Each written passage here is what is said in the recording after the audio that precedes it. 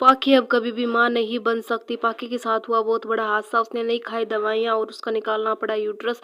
पाखी को ये सच पता नहीं है। जब सच पता चलेगा तो क्या होगा और वो कैसे रिएक्ट करेगी। दोस्तों एपिसोड में हम देखते हैं कि पाखी को जैसे हो जाता है वो वीनू को अपने पास बुलाती है और वीनू को कहती है बेटा आप कैसे हो, ठीक हो ना। उससे उसके बाद बातें करती है। फिर विराट वीनू को बाहर भेज देता है तो पाखी पूछती है कि तुमने वीनू को बाहर क्यों भेजा। फिर उसके पेट में थोड़ा दर्द भी हो रहा था तो वो पूछती है कि मेरे पेट में इतना दर्द क्यों हो रहा है। शायद हाँ मैंने दवाइयाँ नहीं ली ना जिसकी वजह से मेरे पेट में दर्द हो रहा होगा।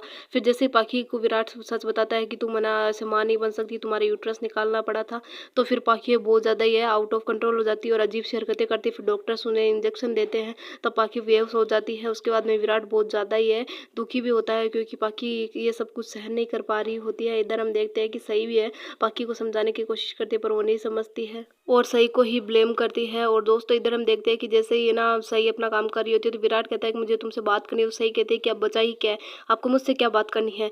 तो विराट सही से कहता है कि मुझे एक तुमसे इम्पोर्टेंट बात करनी है और वो ये बात है कि हमारा विनू जिंदा है।